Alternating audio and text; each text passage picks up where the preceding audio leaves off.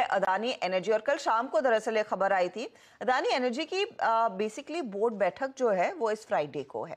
अब फ्राइडे को company board बैठक में फंड रेस पर भी विचार करेगी। 12,500 करोड़ रुपए दरअसल रेस करने का प्लान है। ये इक्विटी QIP के जरिए होता हुआ दिखाई दे सकता है। अदानी एनर्जी सॉल्यूशंस जो इस कंपनी का नया नाम है, जिसे हम पहले शायद अदानी ट्रांसमिशन कहते थे, तो ये स्टॉक आप भी रेडार पर रखेंगे। गौरांग, इस पूरे अदानी ग्रुप में ऑफ कोर्स वो पोर्ट की एंट्री हुई तो कल एंटरप्राइजेज रूठा हुआ था, क्योंकि पहले खबर थी कि शायद उससे जगह मिलेगी सेंसेक्स में। आइदर वेज ये Adani energy solutions and erstwhile Adani transmission बड़ा फंड रेज की तैयारी कर रहा है शेयर। और मेरे ख्याल से ऊर्जा उत्पादन से जुड़ी हुई कंपनियां जो भी है, चाहे फिर वो अडानी ग्रुप की कंपनी हो या फिर बाकी अन्य सरकारी कंपनी या निजी क्षेत्र की कंपनी, जिस प्रकार से नई ऊर्जा उत्पादन की क्षमता जुड़ने वाली है हर्षदा, उसको लेकर के मेरे ख्याल से अभी से प्रयास हो रहा है कि जो वित्तीय परिस्थिति है वो आपके पास पर्याप्त हो, ताकि आने वाले समय में आप किसी भी परिस्थिति का सामना कर सके।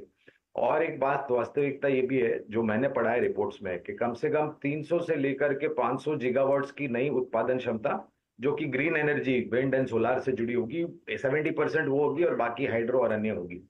तो और अडानी समूह की कंपनियों में अडानी एनर्जी है, अडानी एंटरप्राइज है, अडानी ग्रीन है, अडानी टोटल है, ये सब कंपनियां बहुत ही सक्षम और मजबूत हैं और कामकाज को लेकर के मेरे ख्याल से आने वाले भविष्य में एक स्पष्ट रूप से रणनीति मैनेजमेंट सामने लेकर चल रही है।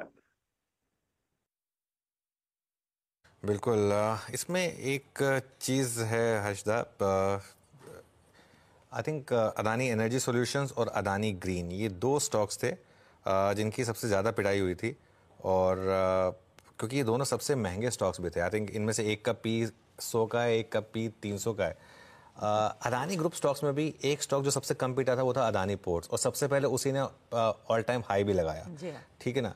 तो ये एक इंटरेस्टिंग चीज़ रही है कि फंड रेजिंग कहाँ पर हो रही है। लेकिन इसमें एक लेसन रहा है पिछले 4-5 साल में कि वैल्यूएशंस और फंडामेंटल्स भी मैटर करते हैं। इवन अगर आप मोमेंटम प्ले में भी हैं, उसमें भी उन स्टॉक्स में कम पिटाई हुई थी जहां पर एटलीस्ट फंडामेंटल स्ट्रांग थे, जैसे कि अदानी पोर्ट्स, जैसे कि अंबुजा सीमेंट, जैसे कि ACC, वो सबसे कम गिरे और सबसे पहले पुराने हाई पे भी आए। तो ये एक और इंटरेस्टिंग लेसन था। खैर अब तो सारे ही स्टॉक्स ऑलमोस्ट आ गए हैं अपने हाईएस्ट पर। आई थिंक हिंडनबर्ग की रिपोर्ट के बाद वाले जो स्टॉक्स हैं उनमें सिर्फ यही दो स्टॉक्स हैं जो अभी भी उन लेवल से नीचे हैं, बाकी सारे तो वापस ऊपर आ गए उन लेवल से।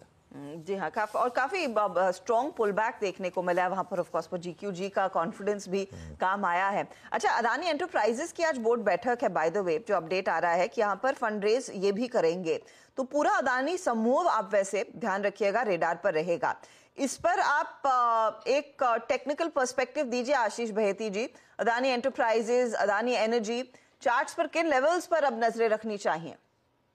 जी, अच्छा, अडानी एंटरप्राइजेस में तो कल थोड़ी सी गिरावट जरूर देखने मिली थी, लेकिन जो 3-4 दिन से पहले मोमेंटम बना हुआ है वो काफी स्ट्रांग है। और जिस हिसाब से सेटअप बना हुआ है, आई थिंक 3200 का एक स्टॉप लॉस लगाकर इसमें अभी भी लॉन्ग जाया जा सकता है। जो टारगेट्स इसके निकल कर आ रहे हैं 3450 तक का जोन इसमें देखने मिल सकता है। अगर एनर्जी सॉल्यूशंस की बात, अडानी एनर्जी सॉल्यूशंस की बात करें तो यहाँ का चार्ट सेटअप काफी अच्छा बना हुआ है कंपेयर टू अडानी एंटरप्राइज। मुझे लग रहा है इसमें जो 1080 का एक स्टॉप लॉस लगाकर इन लेवल्स पे तेजी की जा सकती है फॉर अ टारगेट ऑफ 1150 के लिए। तो 1150 के लिए एक अपॉर्चुनिटी शायद देखने को मिल सकती है। ध्यान रखिएगा फ्राइडे को दरअसल वो बोर्ड बैठक है फंड रेज के लिए, और एक साइजेबल फंड रेज होगा 12,500 करोड़ का। चलिए, तो ये स्टॉक्स आप रेडार पर रखिएगा। अब इस बीच अब लेकर आते हैं आपके लिए वो स्टॉक्स जहां पर नंबर्स का रिएक्शन देखने को मिलेगा। सबसे पहले आपके लिए